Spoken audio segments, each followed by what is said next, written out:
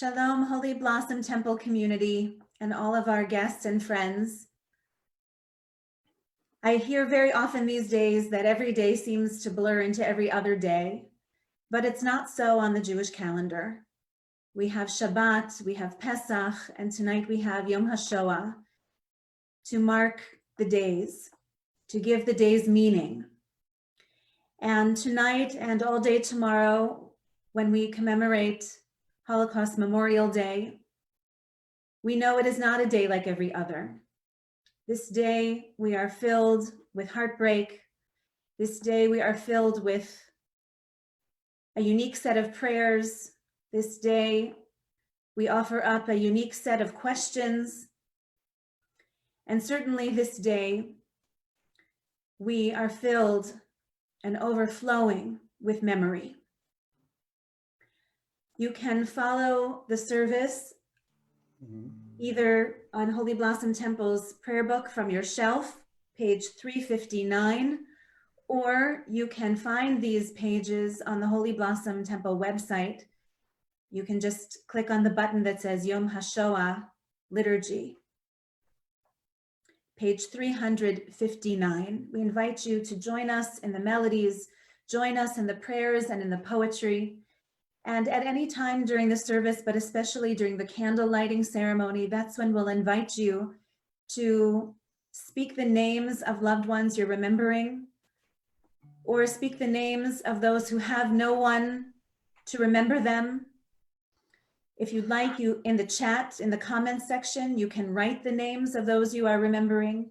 And in that way, even on this virtual online community, we can weave our memories together.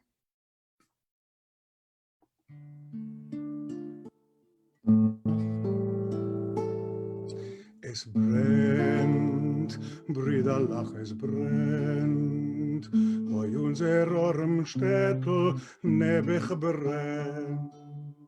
Böse Winden mit ihre Gossen reißen, brennen und zerbelosen, und in böse Windchen Hutgens als Arum schon brennt. Und ihr steht und guckt das euch zu, mit verlegter Hand. Und ihr steht und guckt das euch zu, wie unser Städtel brennt. It's burning, brothers, it's a flame. A little poor beloved town's aflame. Brutal winds in fury growing, keep on tearing, breaking, blowing, while the furious wind are wailing, everything's aflame. And with folded arms you watch it, as you alone. And with folded arms you watch it, while our towns aflame. Achim, bayara srefa, ayaratenu boara kula. Baruchot shorot yisaru, lehavot churban yib'aru, ikvoteha lo nisharu, mi'olam ha'esh. ואתם חובקים ידיים, בלי הושיט עזרה, בלי כבות את אש עליו, אש העיירה.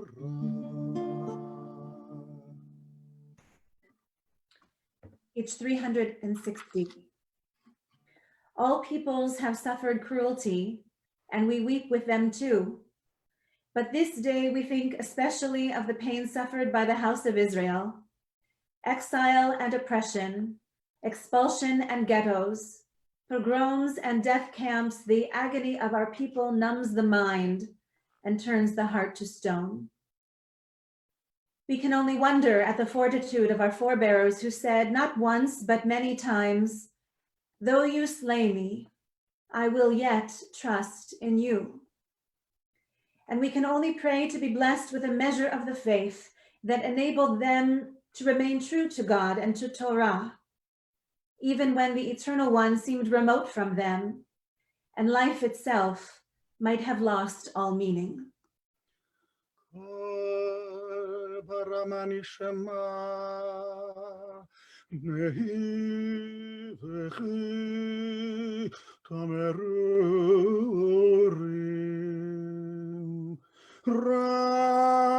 רחם וקל בניה, רחם וקל בניה, מיינה מיינה, מיינה להנחם על בניה, כי איננו, כי איננו.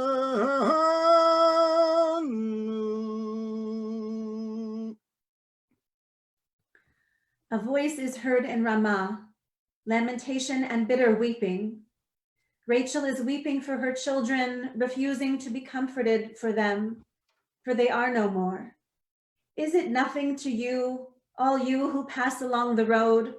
Look and see, is there any pain like that which has befallen me?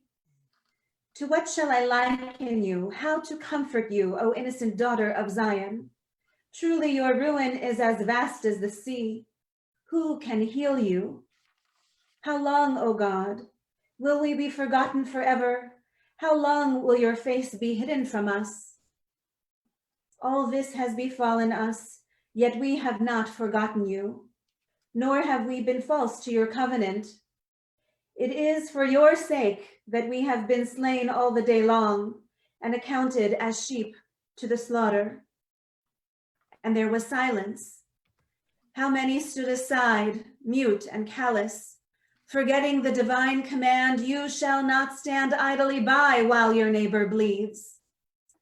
For the sin of silence, for the sin of indifference, for the secret complicity of the neutral, for the closing of borders, for the washing of hands, for the crime of indifference, for the sin of silence, for the closing of borders. Adonai, you see it. You see that none comes to help, none to intervene. Only the winds come to carry our dust to the four corners of the earth. V'samti et zar'acha ka'afar ha'aretz, and I shall make your descendants as the dust of the earth.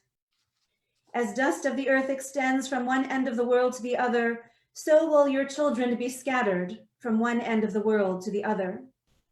As the dust of the earth can be blessed only through water, so too can Israel only be blessed through Torah, which is to the thirsty soul what water is to the body. And as dust is made to be trampled upon, so too will your children be made for kingdoms to trample upon.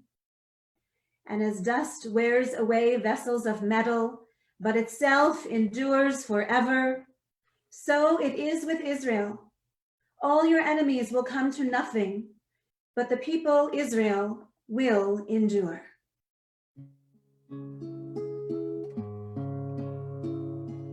Unter die polische Grünen Malach spielen sich mehr nicht kein Moischalach Schleumalach. Spielen sich mehr nicht kein Sorrelech, nicht auf kein Gräselach, nicht auf kein Schneuelach. Ich kann schon mehr nicht die jüdische Stimme lach, von die Kundeis im Lach, Motelech Schimmalach. Mit die Zetrellte, Zedrappete, Zurelach, von dem Beweisen, von der Derim und Gewuralach. Streuen nazint die polische Bengalach. Deutsch seinen jüdische Heim und Heimalach. Deutsch seinen Gesselach, Chorev die Heiselach, wo es verstecken wie Kinder wie Mäuselach. die jüdische Kinder mit die größeren Augen. Schwaren ze hazoi wie mit Choshech verzeugene. Augen volle mit Pachat verlaufene.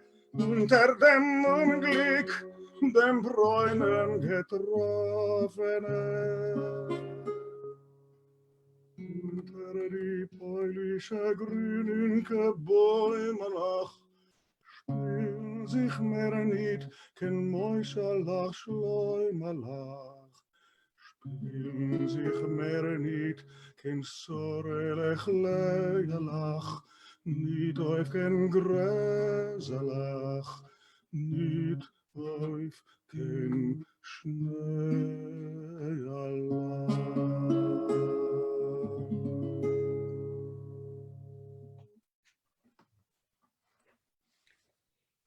In the presence of eyes which witnessed the slaughter, which saw the oppression the heart could not bear, and as witnessed the heart that once taught compassion until the days came to pass that crushed human feeling, I have taken an oath to remember it all, to remember not once to forget not one thing, to the last generation when degradation shall cease, to the last, to its ending. When the rod of instruction shall have come to conclusion, an oath, not in vain passed over the night of the terror, an oath, no morning shall see me at flesh pots again, an oath, lest from this we learned nothing. With us tonight are 6 Holy Blossom Temple families, each one descendants from survivors of the Holocaust. And so as we sing Ani Ma'amin, the words of testimonial, the words of faith, each family is invited to light a candle, to remember all that was lost, to remember the courage and the triumph of the human spirit. And we invite you at home as well, if there is a candle that you might light as we remember the 6 million.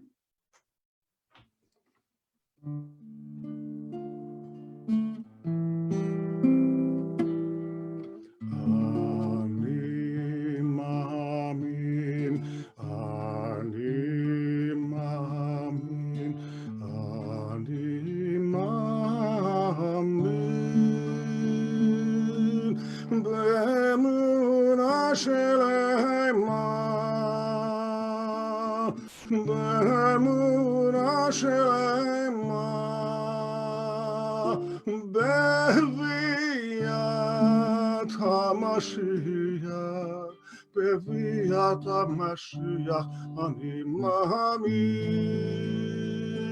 בביאת המשיח, בביאת המשיח אני מאמין.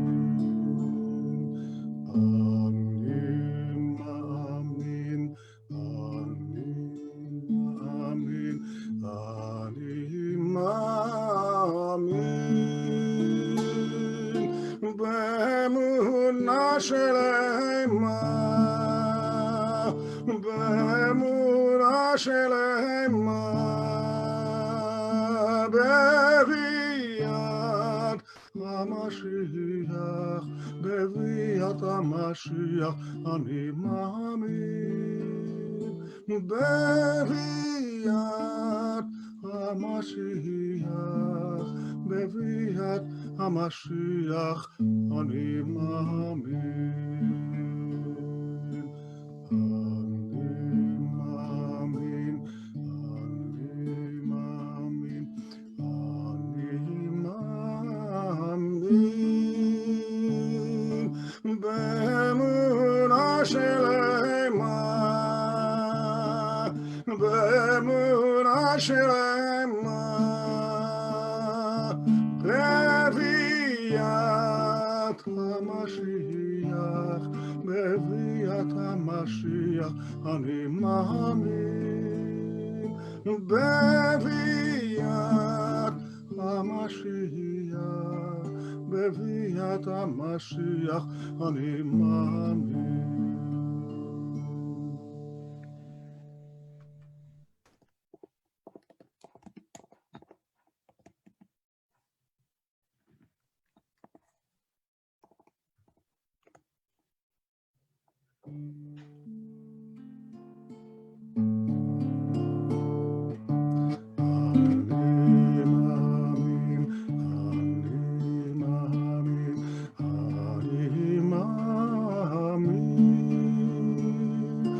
באמונה שלמה, בביאת המשיח, בביאת המשיח אני מאמין, בביאת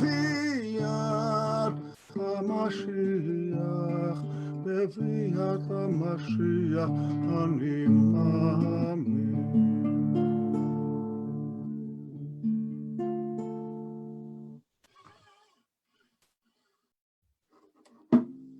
We invite you to rise for the El Maleh Rachamim.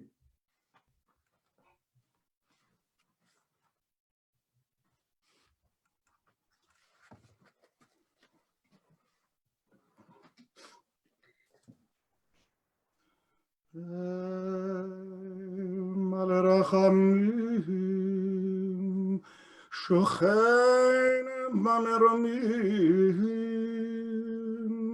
המצא מנוחה נכונה, תחת כנפי השכינה, במעלות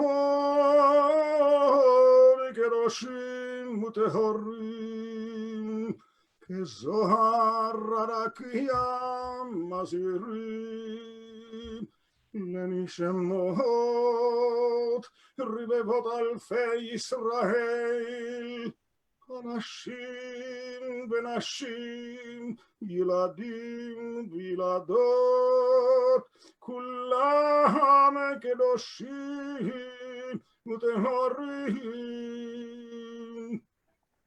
שנהרגו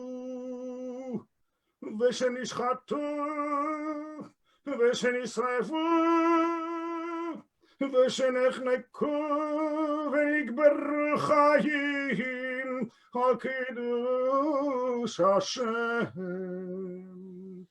על ידי הצוררים הנאצים ועוזריהם, ימח שמם וזכרם. בעבור שאנו מתפללים לעילוי נשמותיהם, בגן עדן תהא מנחתם,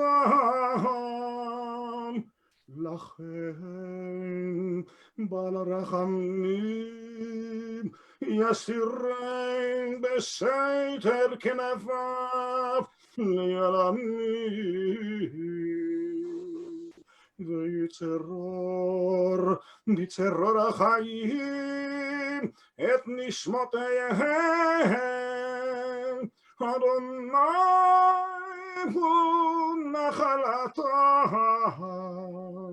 וינוחו בשלום על משכבותיהם, ונאמר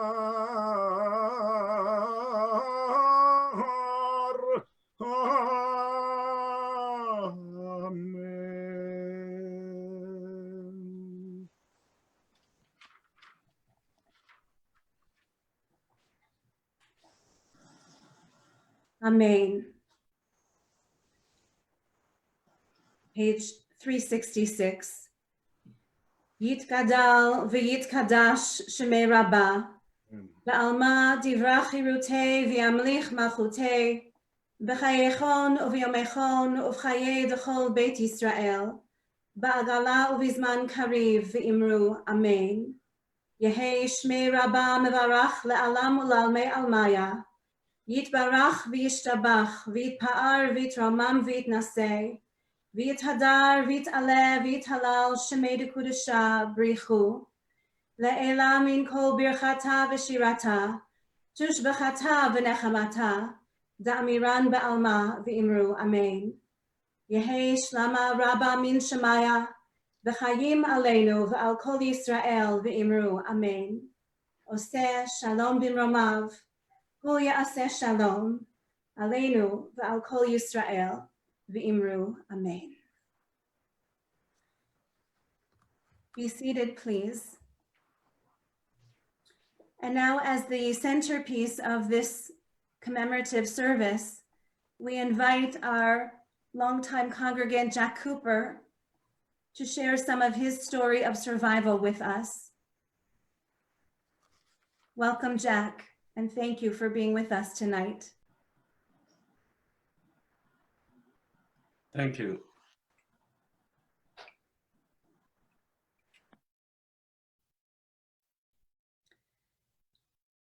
So we see Jack tonight is in his home, and just yesterday, he recorded his story for us. Pretending to be road workers. It was a marvel that the tiny room we occupied now accommodated 3 more souls. In the ensuing months, my grandfather, a shoemaker, crisscrossed the nearby villages, mending shoes in exchange for chunks of bread, a few potatoes, a measure of flour, a pocketful of kasha. Once even came home with a live chicken under his arm. As we couldn't afford to have it slaughtered,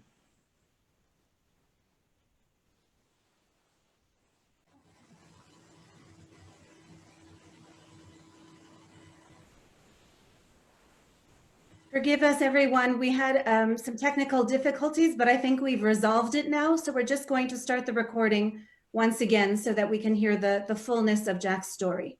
Thank you for standing by.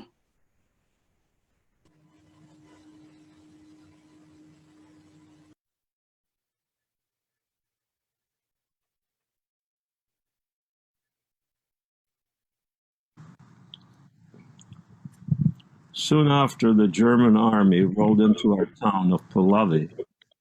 My father, fearing for his life, not only because he was a Jew, but also a known communist, at my mother's urging, set out by foot to the Soviet Union. To feed us, my mother baked apple squares, selling them to passing German soldiers. She worked tirelessly at her street vending, but ultimately there was little profit. And so she bundled us up, spent the remaining funds on the ferry that traversed the Vistula River to and from Warsaw, where her family resided. There she dealt in notions at the old market. In 1940, in the Warsaw Ghetto at age 8, I would accompany my Uncle Moshe to the Jewish cemetery on Okopowa Street. Under cover of darkness, we would gather fallen branches to feed the starving stove in my grandparents' basement apartment at 25 Pavia Street. Uncle Moshe, some 3 or 4 years older than I, was fearless. Neither the spooky sounds of the night nor the possibility of getting caught worried him. Tiptoeing around the looming gravestones in search of fallen twigs buried beneath the snow, I was petrified of arousing the dead and having them vent their anger for disturbing their peace. So many years later, about to take you on a journey through similar sacred territory, I am gripped by the same fear. The brutal obliteration of our world that once was, and is no more, left us searching for answers, only to find more questions. The murderers went on with their lives. The bystanders encouraged us to go on with ours. But we were left with an obligation. At about the same time as Louis Satchmo Armstrong's What a Wonderful World made its way via North America's airways, and Vera Lynn entertained the troops across the Atlantic with It's a big, wide, wonderful world we live in.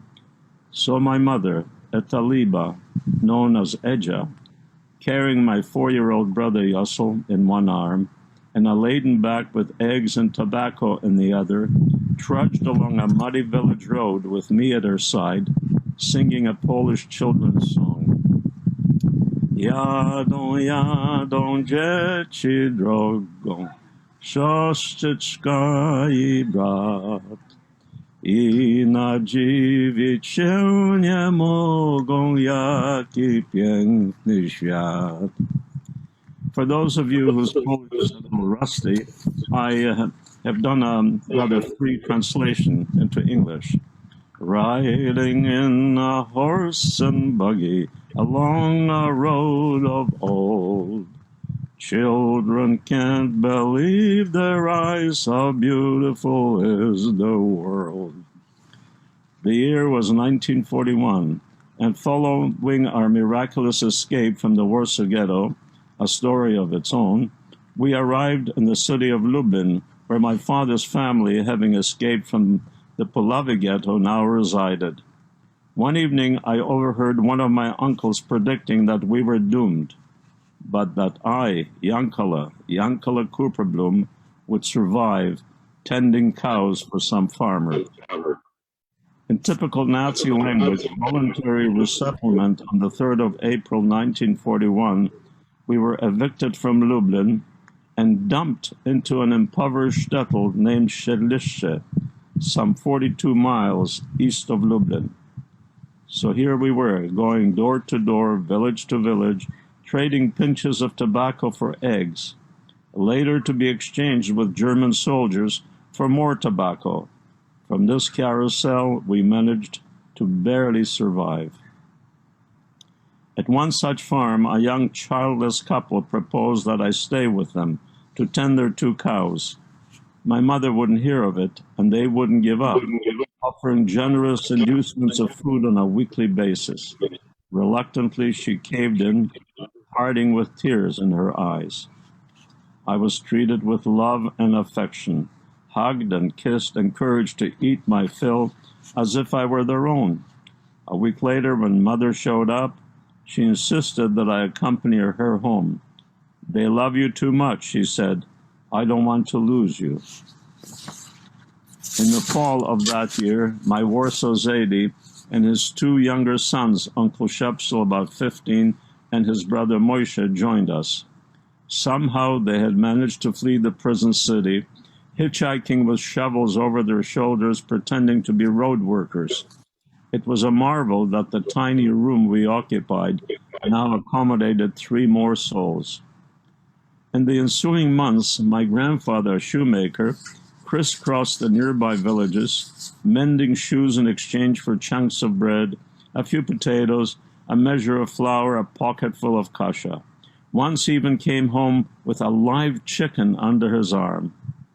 As we couldn't afford to have it slaughtered by the shoichet, and Mother forbid Moshe to do it, another starving family licked its fingers that Shabbat. One early morning, from where I slept on the floor, I observed Zadie getting dressed. Following his morning prayers, he slipped on his 3/4 weathered leather coat, pinning a freshly washed and ironed Star of David armband onto his right sleeve. Flipping the burlap bag, holding his tools over his shoulder, he departed on a fresh day's adventure. That evening, like all others, we awaited his return with anticipation and growling stomachs, staring out the tiny window until the street emptied and the sky darkened. In the morning, Moshe left to retrace his father's footsteps, and in the village of Dobromyshl, came across a peasant bearing a beggar's corpse by the roadside. When later in the day we saw Moshe approaching with a sack over his shoulder, my mother wailed, "No, don't tell me, I don't want to know," and fell onto the bed sobbing uncontrollably. 3 bored Germans on horseback came across a wandering Jew, a mandatory armband in his coat pocket instead of on the sleeve, and decided to have a little fun with him. It turned out that Zadie had not been repairing footwear, There were none to be repaired. He begged.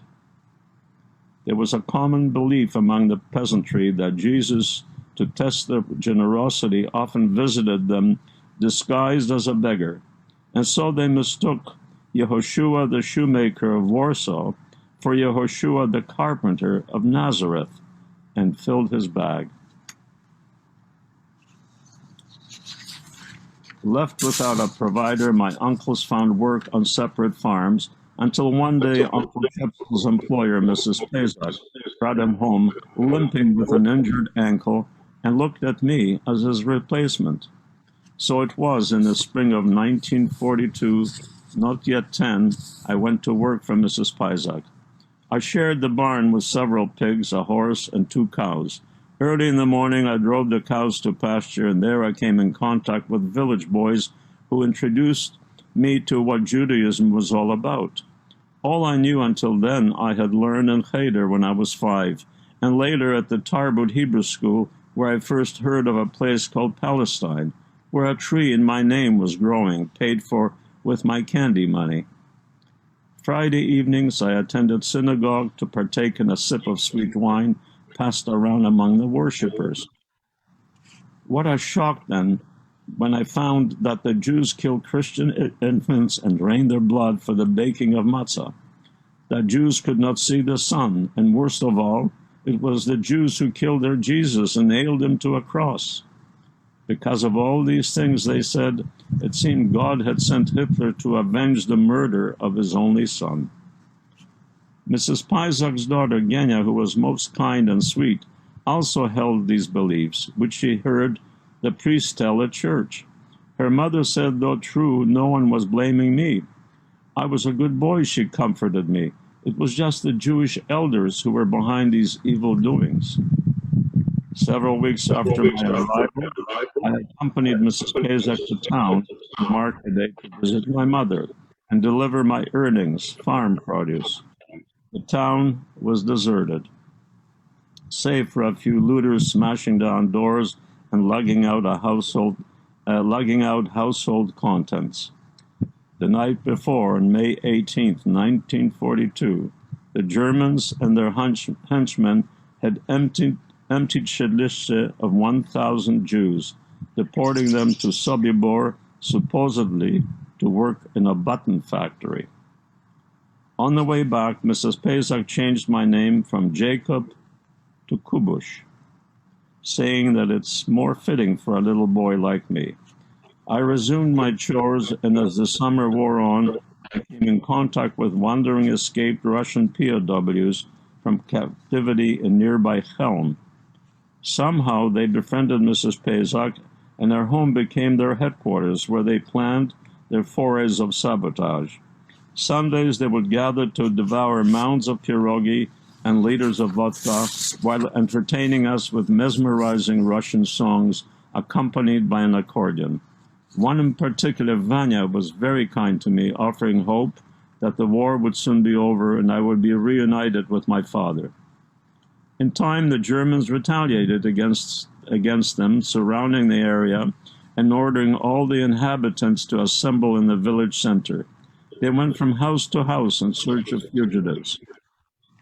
It was too risky for me to show my face in the midst of the villagers, and so I stayed behind and hid in the root cellar where potatoes were stored for the winter. I stayed there for hours listening to the sounds of 2 Germans searching the premises. I held my breath and prayed, admonishing God why he had made me a Jew. Why not a cow? A horse? I even envied the insects crawling all about. Many of our comrades perished that day, including Vanya. Peasants found protecting Jews and POWs were also murdered in brutal fashion for all to see. To shelter a Jew or a POW meant death to the family and 10 surrounding neighbors. Fear invaded the village, resulting in the departure of the surviving fugitives. Around that time, Mrs. Pezak's 18-year-old son, Stashek, showed up from his term of forced labor in Germany, espousing his admiration for Hitler and the miraculous things he was doing, especially ridding the world of the Yids. When he caught me with my head on and not crossing myself at mealtime, he began to suspect that his mother had lied to him about my identity and agitated to be rid of me. Tending the cows one day in a far field, my Uncle Moshe showed up on a day off. He said, how happy I was to see him. At sunset, when I prepared to leave, he detained me, slowly revealing he had nowhere to go. Luckily, Mrs. Pesach agreed he could help out with the harvest, but once the wheat was in the barn, she caved into a mountain of pressure from her fascist son and fearful, agitating neighbors. And so, armed with a loaf of bread and a bottle of milk, we faced a vast frozen landscape with no plans, no destination.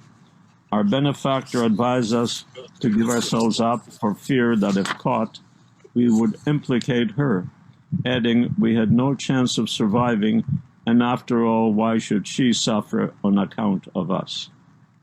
We walked as far as the haystack in the backfield and remained there until one night we were attacked by the local vigilantes, stabbing pitchforks into the hay, pulling us out by our ears. They were demanding our gold, diamonds, and money, which according to them all Jews possessed. Moshe laughed, inviting them to search us. I cried and begged for mercy. Finally, they agreed on condition that we leave the area for good. Otherwise, they would deliver us to the Gestapo and collect a kilo of sugar and a bottle of vodka. Reason dictated that we move on and split to try our luck separately, and then meet back at the haystack in a few days. In an adjoining village, the first house I entered, I introduced myself as an experienced cowherd and gave Mrs. Pesach's name as reference and received a warm reception. I made sure to remove my hat when entering the premises and cross myself before meals, and at bedtime imitated my host kneeling beside my straw mattress on the floor, holding my palms together and moving my lips. It all went smoothly until my employer returned from church on Sunday and disclosed that he had spoken to Mrs. Pesach and knew all about me. We rendezvoused back at the haystack. Moshe's experience was not as positive, and he proposed we go to Chaun, where a ghetto still existed, where we could die among our own. I could not imagine death, and when I objected, Moshe mused that perhaps I might have a chance. But when they see me, he said, they said the dog's loose. After much arguing, we parted. Moshe went one way and I the other. I feared abandonment, but at all costs I had to show that I was determined in the hope he would come running after me. But finally, when I looked back, he had disappeared, and I never saw my Uncle Moshe again. By nightfall, I had found lodging, but when it became evident I didn't know the Lord's Prayer, I was slapped across the face and escorted to the door. I gave myself a new name, pilfered a prayer book and a cross, and presented myself as a Christian orphan, my father on forced labor in Germany, and due to a cruel stepmother which I modeled after the witch in Hansel and Gretel, I took to the road. The first villager I encountered took one look at me, and pointing to the large crucifix around my neck and the prayer book on display in my hand, he broke into peals of laughter. A Jew boy. My dark hair and eyes, which mirrored 1,000 years of terror, were not in my favor. Neither was my poor accented Polish. A dead giveaway was my guttural Yiddish pronunciation of the letter R. To be rid of the lice and look more like them, I sheared off my hair and carefully deleted all words with the letter R in my vocabulary. It was not so much the way one looked, but the way one acted, sounded, behaved. It was important not to appear fearful and not run from danger, but towards it. To blend in, though petrified, I dared riding bareback on an untamed stallion. When assigned to drown 2 diseased kittens, I performed the dreaded deed with seeming relish. Another time, I joined in chasing a runaway Jew. On another occasion, I played a version of hide and seek, in which the one hiding was the Jew. All thought to be the Jew, but when my turn came and they couldn't find me, they forbid me to ever be the Jew again. On the whole, the peasants were kind. Their life was hard, and they had little to show for it, yet would offer a piece of bread or a night's lodging in the barn or floor by the stove to a homeless urchin. One night here, another there, I made myself useful by feeding animals, chopping wood, fetching water from the well, and entertaining children with card tricks, stories, songs, and drawings. Some would cry when I was shooed out in the morning.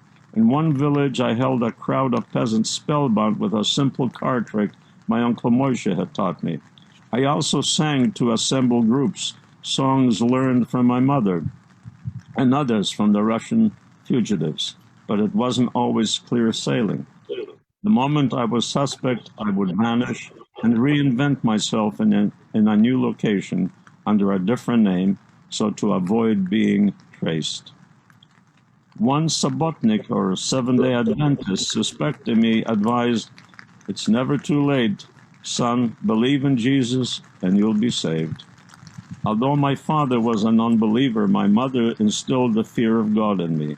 I remembered her blessing the Shabbat candles, the sips of sweet wine in the synagogue, sitting at my Zaydi sukkah, asking the 4 questions at the Seder table at the last Pesach we celebrated in the Warsaw Ghetto. I looked to the Almighty for guidance and protection, and I could see him in the sky with a beard. But as time went on, my faith weakened, and I began to wonder whether he was still alive or had died of old age. How else could my childish mind explain his indifference to our sealed fate?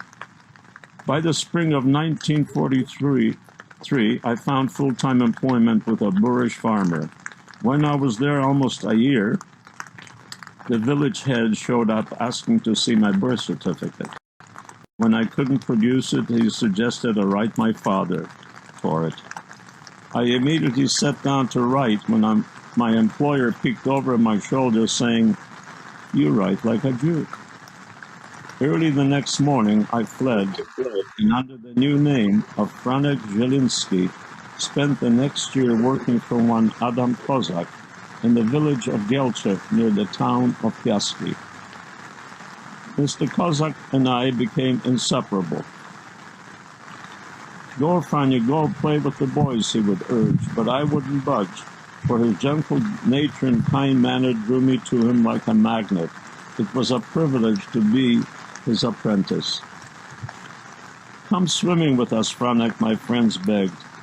"Maybe tomorrow I have to help Mr. Kozak," I would invariably answer. Or, "I'll join you later," or "I'm not up to it," or "It looks like rain." My greatest nightmare was my circumcision. How much easier it would have been had I been born a girl. I contemplated how to replace what the mohel had removed and considered reversing it with a piece of chicken skin. As the days passed, I ran out of excuses. I began to fear the consequences. My companions might become suspicious. On one of the hottest days, 2 boys came looking for me. "Go, Franya, go swimming," Kozak's voice said. "Go, boy, go. It's too hot to do any more today. I'm going to take a snooze, and you go enjoy yourself." I stood by the riverbank. The others, nude, were diving into the water, coming out and diving again. "Come on, Franya," they beckoned. Slowly, I pulled the cotton shirt over my head. No one was paying the least bit of attention to me. I set, undid my belt, then one button, another button, and the last. "Hey, what's taking you so long?" Still sitting, with one hand, I managed to slip off my pants, and with the other, I cupped my genitals. I now stood up, and with an outstretched hand dove in and remained there, while the others, no sooner were they in the water, they emerged to dive again. When it was time to leave, I climbed out discreetly, still clutching my privates. Then it happened. "Why do you hold yourself there?" asked one, and all eyes focused on me. Maybe he's a girl, and a gale of laughter followed. I now covered my privates with both hands and held tightly. I'll tell you why, because if you run around naked, you'll be cursed by evil spirits, and your peckers will remain small forever, I told him. Where did you get that? Sneered one. From my priest, I answered emphatically. Bullshit, cut in another. Oh yeah, said I. Have you ever seen our Lord Jesus naked? Dumbfounded, they stared at their nakedness. From that day on, a passerby would have noticed a boisterous group with right arms outstretched and free hands covering their privates diving into the river. In the summer of 1944, I found myself with my herd. In the summer of 1944, I found myself with my herd in a crossfire between the retreating Germans and advancing Red Army. The battle was so terrifying that I feared my demise. How ironic, I thought, to have outwitted Hitler only to perish when I could almost taste freedom. And so, like I had done so many times before, I turned to Jesus and promised that if he saved me, I would believe in him forever. This time, I wasn't pretending. I really meant it. Ever since my arrival at the Cossacks, I attended church on Sundays. I understood little of what went on. When others kneeled, I knelt. When others stood, I stood. When a lady next to me turned a page in her prayer book, so did I. And when someone in front crossed himself, I followed. Now that I was liberated, I wanted to stop this charade, but didn't consider it an act anymore. I found myself going to church instinctively. My daily prayers were not simply to fool anyone. I was saying them with conviction and sincerity. These discoveries upset me, for I now realized how far removed I had become from Yankala Cooperbloom. Franek Zielinski I could see well, but Yankala Cooperbloom was almost a blur in front of my eyes. I feared forgetting my real name, and so repeated it often to myself in the dark of the night. Terrible guilt beset me, and my inner voice rebuked me. Shame, Yankala, shame. You're free, and yet you make no attempt to return to the fold. I had survived, I thought, but for what? Where are the others? Stories circulated of returning shtetl Jews reclaiming their properties and being found floating in the river. Mr. Kozak, I addressed him. He puffed on his pipe and kept turning the wheel of the chaff-cutting machine. Mr. Kozak, I've kept a secret from you. He carried on as if he hadn't heard me, then glanced up. What were you saying, boy? Mr. Kozak, I blurted out with a trembling voice, I'm a Jew.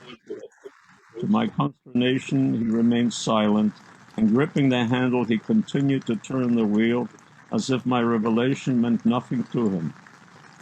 In the days that followed, none in the family or villages acted differently toward me, and so I concluded that for whatever reason, he had decided to keep my secret to himself. Or was it possible that he hadn't heard me, or thought I was clowning?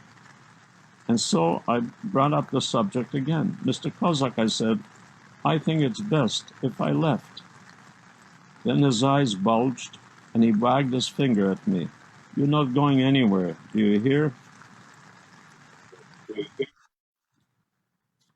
Had you been discovered, all of us would have been killed, and everything we own would have been burned to the ground. You'll stay right here and work for me till the day you die. You can't keep me here, I surprised myself for standing up to him. I can and I will, he snapped back. You owe me your life. Nonetheless, I made plans to leave, but when I prepared to gather my few worthless possessions, my clothes were gone. The next day, I recanted. The truth is, I have nowhere to go. My clothes were returned. Another week went by. Although it was a warm day, I put on my long winter underwear, both shirts and trousers. As usual, Mr. Kozak hitched the horse, and the family, dressed in their Sunday best, mounted the wagon to the casket church. Franyu, we're waiting, I heard his voice. I overslept, I shouted back from my berth in the barn. Giddy up, I heard the familiar command and the click of his tongue, followed by the horse's rhythmic trot, the screeching of the greaseless wheels, and then silence. The village was deserted and unusually quiet. Every step I took seemed to echo. A black dog stared at me but did not bark. At any moment I expected someone to point a gun from behind a window curtain or barn door and then hear the bang. Terrified, I would have turned back, except I was almost at the end. Step by step, I moved on, whistling and faking a smile. 8 more properties and I'll be out. I comforted myself. 7 more. 6, I took another step. I looked to the left, to the right. 5 more. 4, 3, 2. Perhaps they're waiting for me at the last house. I glanced at it. The door opened, and sure enough, an elderly peasant emerged with a hunting rifle. Nice day, he addressed me. When I looked again, a walking stick had replaced the rifle. The road led downhill. In front of me, the town of Piaski, deserted as well. The silence was broken by chanting coming from the church. Quickly I moved on, staring at my feet, trotting the cobbled road, leading to the main highway out of town. Abruptly, the chanting came to a dead stop. I hesitated. The church loomed before me, and in front stood the horse, hitched to the wagon, and sitting erect in the driver's seat was Mr. Kozak, smoking his pipe. We stared at each other. I took a step backwards. Mr. Kozak didn't flinch. I took another step, then another, and he remained frozen to his seat, staring. I galloped towards the highway and looked back. He hadn't moved. You're a sneaky Jew, accused one of my voices. The poor man saves your life, and the first opportunity you have, you run out on him. Typical of your ungrateful scoundrels. I'm grateful. I wish I could tell him how much he has taught me and how I've proven myself. Don't bother, Abraham, replied the voice, and then in a mocking tone added, once a Jew, always a Jew. I returned to Shadishte, where I last saw my mother. No one was waiting for me. At a time when Jewish boys are bar mitzvah, I entered the church and asked to be baptized. The priest suggested I come back when I turned 21 and advised I go to Lublin, where I would find the survivors. Perhaps the war isn't over, I thought. What if it's only a German ruse to fish us out from hiding, I worried. On the train, I met a boy and asked him if the Germans had left. Where have you been? He looked at me quizzically. The crowds are kaput, or don't you know that either? What about the Jews? The word wedged in my throat. He looked perplexed. What about them? Just wonder, are the herring merchants back in Lublin? The lice carriers are crawling like bedbugs out of a mattress, he replied. A shiver raced through my body. My father says, he went on, that Hitler made one big mistake in not getting rid of all of them. You can say that again, I concurred. Not to worry, though, he continued. We will finish them off. My father knows everything. I spent the night on the floor in the Lublin train station, and early the next morning faced the city covered in mist. I started to walk, seeing only a few meters in front of me. I saw no one, but heard footsteps and motor vehicles coming from all directions. I was hesitant, uncertain, and fearful. Soon, a glowing sun made its appearance, and a full street came into view. I stopped, looked about, feeling like an animal lured out of the forest into the clear. If only I could, I would have gladly returned to the safety of the Cossack farm. In a store window, I caught an image of a young boy with cropped hair, torn cotton trousers, and bare feet caked in dirt. Is it really me? Would my mother recognize me? Where shall I go? I approached a stranger, but quickly turned from him. If I ask him about Jews, he might suspect, and in the end I chose a sympathetic-looking individual walking in my direction, and casually asked as if the question carried no importance. Where are the Yids? You're a Jew, and he grabbed me by the sleeve. No, I protested and loosened his grip. We turned a corner. Look, he pointed to a droshky, a horse-drawn taxi, with a mustached driver and two well-dressed passengers reclining in comfort. Yids.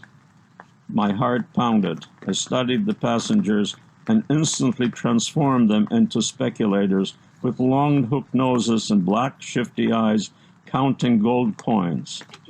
I had nothing in common with these herring merchants, usurers, and garlic eaters.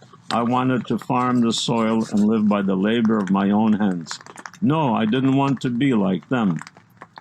Come, come, called my guide, and I followed. I wonder what Mr. Kozak is doing at this moment. Perhaps I should make my way to the highway and hitch a ride back to Piaski. There's, said he, pointing to a short, stocky man leaning against a courtyard gate. One of yours. He pushed me and vanished into the crowd. The stocky man took a puff on a freshly lit cigarette, eyeing me with suspicion. Are you a Jew? I asked, with a mixture of repulsion and kinship. He turned from me and proceeded toward the courtyard. I'm a Jew from Pulavi. I ran after him. Be on your way, boy, he barked angrily over his shoulder, and opened a door about to enter, but I held on to his jacket. You must believe me, I pleaded. This Shagit says he's a Jew, he addressed a passing neighbor. Both rocked with laughter. Before I knew it, the two vanished into a building, bolting the door. I pounded on it. If you don't go away, I'll call the police. I heard the threatening voice. Please, I begged, I'll pull down my pants. The door slowly opened. Come, he said, and led me down a dark hallway into a dimly lit room. On an iron bed lay a bear of a man with curly red hair and a brood of children jumping on him. Finally, focusing on me, he asked in a hoarse voice, what have we here? A Jew from Pulavi. The bear motioned to come closer. Who's your father? He snapped. Zelig Cooperblum, I answered meekly. Zelig's son? You're Zelig's son? Kayayeta's the baker's grandson, then. I nodded. A relative of yours lives down the street, he said. A chill raced through my veins, wondering who it might be. Gedalia, you know where Shmuel Breiter lives, he said. Follow me, said the man who had brought me there, and after a short walk led me into a courtyard at 5 Lubartovska Street, and there in a barber shop introduced me to the proprietor busily shaving a customer. After hearing me out, the barber bolted from the shop, shouting towards a window above, Sarah! A young, pretty woman stuck her head out. Come down quick. Panting, she flew down the rickety stairs.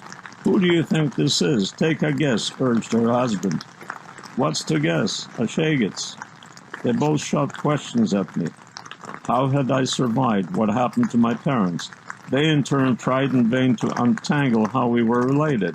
The connection was nebulous, but I was pleased to be attached to someone, to anyone.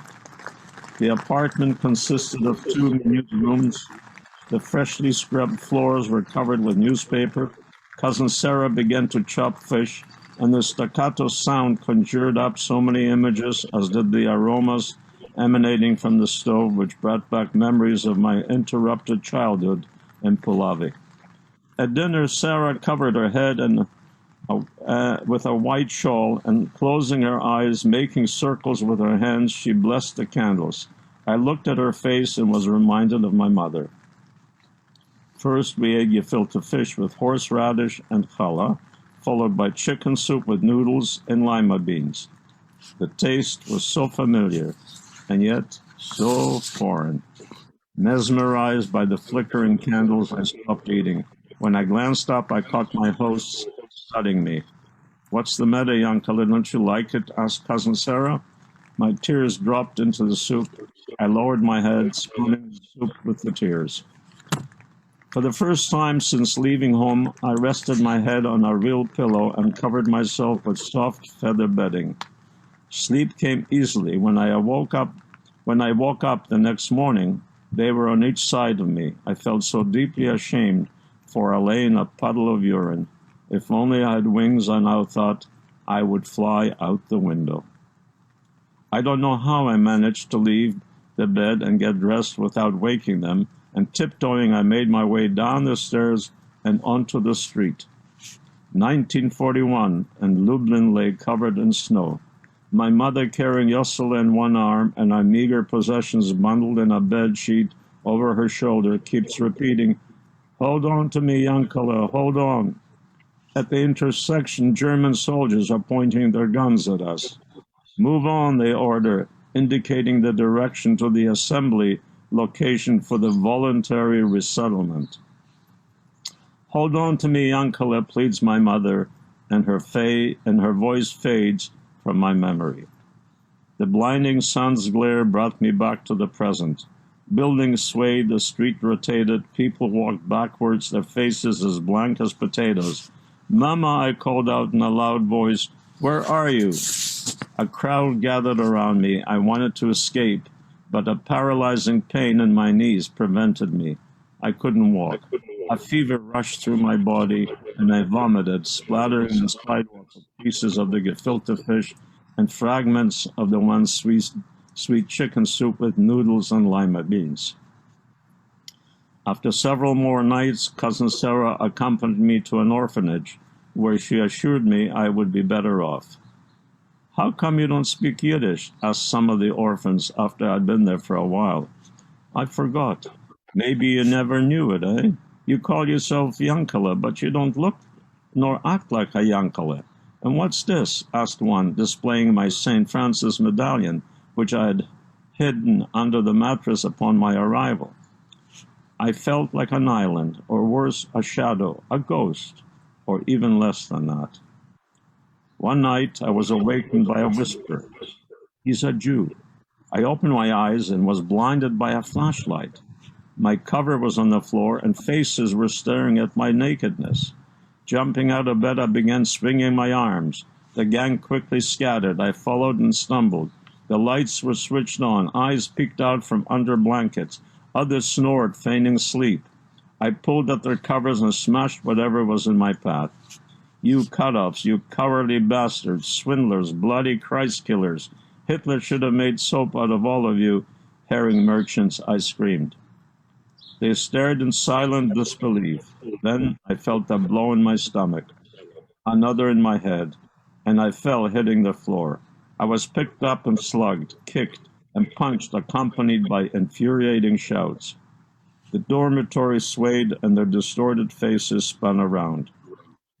The next morning when I awoke, my pillow was drenched in blood, my face was bruised, the right eye half closed, this with swellings everywhere. A recent arrival to the orphanage who had witnessed the scuffle befriended me. I'll pick it up. A recent arrival to the orphanage who had witnessed the scuffle befriended me. His survival was similar to mine, and like me, he still prayed to Jesus and surprisingly even managed to secretly attend church on Sundays. One day he divulged that he had arranged with the priest for the two of us to be baptized and sent to a place no one would ever find. On the appointed day when we reached the church, he scaled the stairs to the open, welcoming, heavy door and entered into the darkness while I, attracted by the sudden arrival of a blind accordionist accompanying a young barefoot lad with a mop of tangled hair in a torn cotton shirt and patched trousers, singing, "Riding in a horse and buggy along a road of old. Children can't believe their eyes, how beautiful is the world." And with that, I took off to the registry office where Jews left the positions of their survival. On a message wall with hundreds of names, I added my own, scribbling, "Yankele Cooperblum is alive." Perhaps someone will find me, I thought to myself. Perhaps my mother is alive. Perhaps she and Yossele and Uncle Shepsel managed to escape the button factory and hid somewhere. And Uncle Moshe, he's probably looking for me. And my father, he's no doubt still in the army mopping up Berlin. But soon they'll release him and he'll find my name on the wall. It's possible, I told myself. Everything is possible.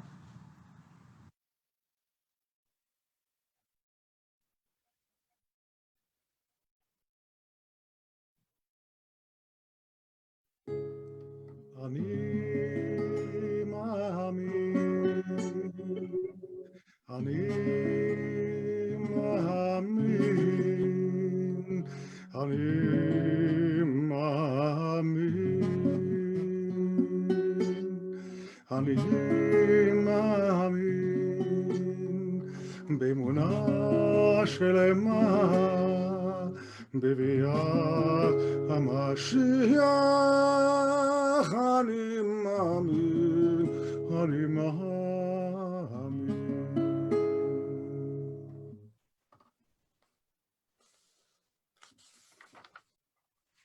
Most stories go untold.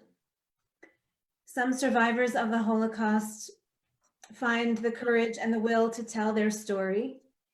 And tonight, Jack Cooper, who is a master storyteller, has shared his with us.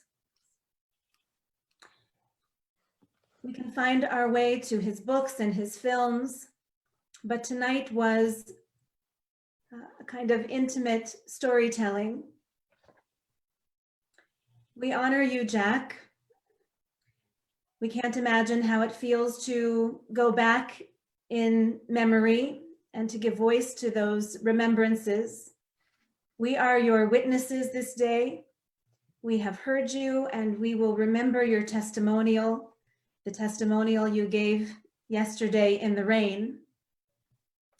There are so many details in the way you tell your story.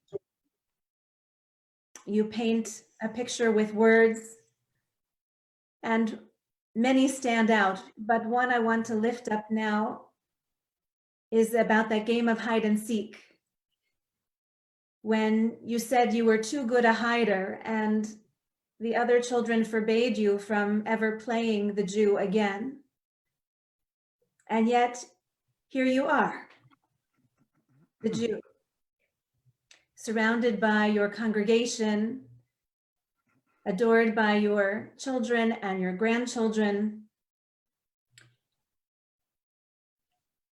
And so tonight we say, Am Yisrael Chai. Thank God you are here. Thank God we are here together. We turn to conclude our service now, page 368. נחמו נחמו עמי יאמר אלוהיכם זאת אשיב אל ליבי על כן אוכיל. Take comfort, my people, says your God. This I call to mind, and therefore do I have hope. God will swallow up death once and for all. The eternal God will wipe the tears from every face and remove from all the earth the reproach laid upon our people. Thus says the Eternal, hold back your voice from weeping, your eyes from tears, for your labor shall have its reward, says Adonai. There is hope for your future, says the Eternal. Let's stand together for the Partisan song. Sag nicht keinmal, als du gehst dem letzten Weg, wenn Himmel bläue verstellen bläue Tag, weil kommen wird noch unser ausgebänkte Show, es wird abbeugt und unser Trott mir sein da, weil kommen wird noch unser ausgebänkte Show, es wird abbeugt und unser Trott mir sein da. You must not say that you now walk the final way, because the darkened heaven hide a bluer day. The time we've longed for will at last not dear, and our steps and drums will sound that we are here. Al nat ma'ine darki achrona, et or hayom yischi ushmei handana.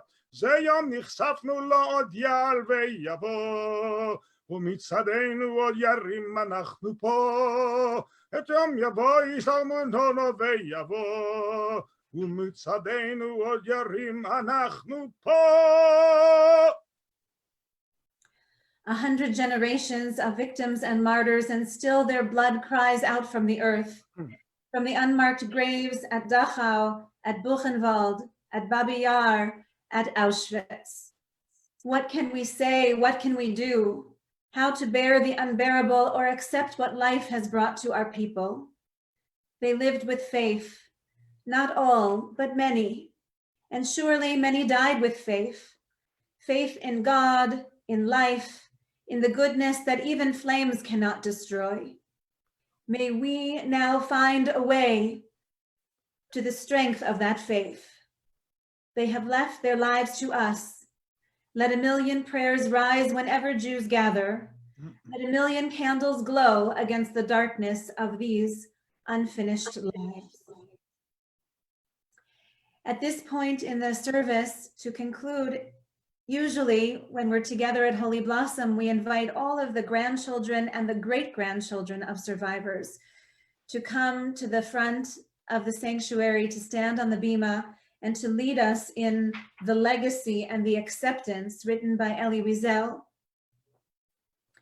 So if you are a descendant of a survivor, a child or grandchild or great-grandchild, in addition to honoring their good names in the comments section, we invite you also to stand in your place and to know that you are inheritors of people of courage.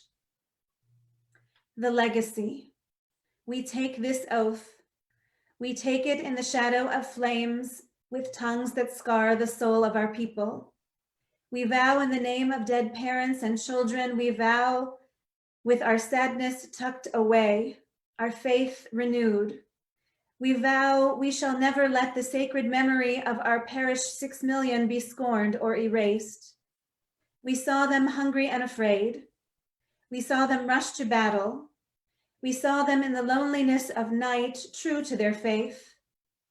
At the threshold of death, we saw them. We heard their silence, merged their tears with our own.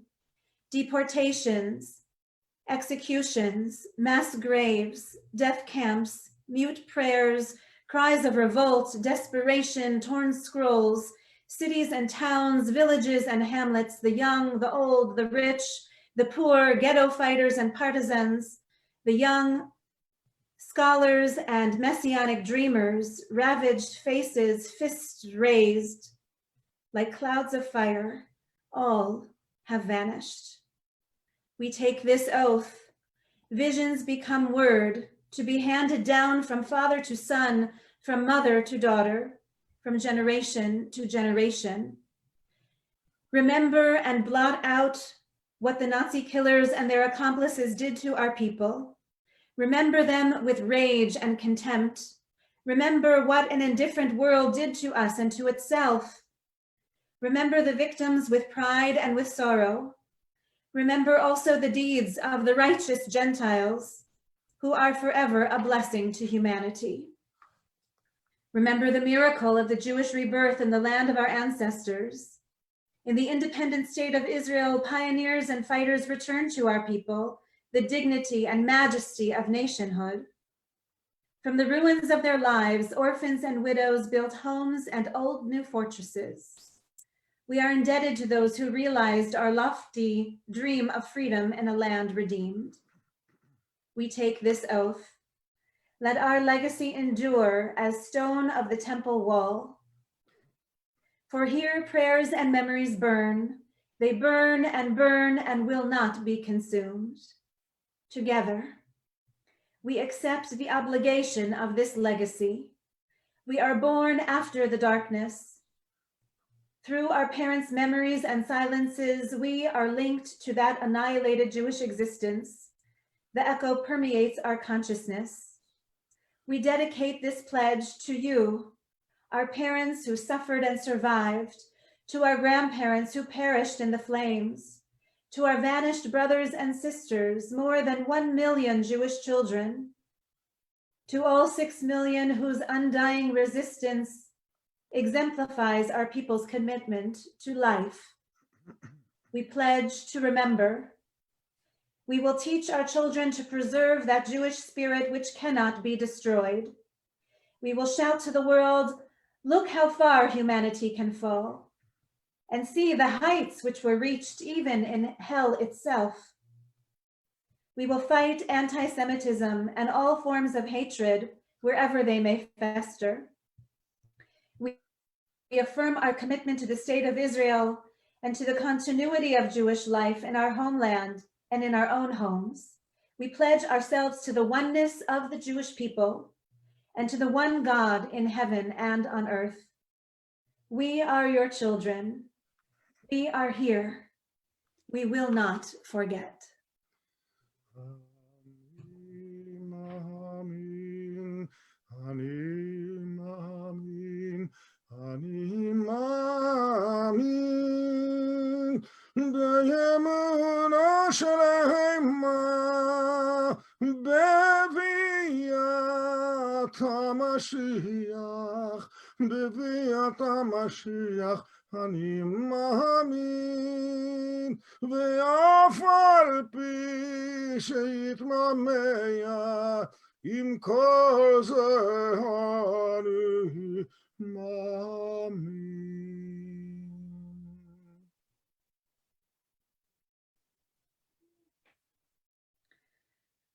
Shalom, everyone. Erev Tov.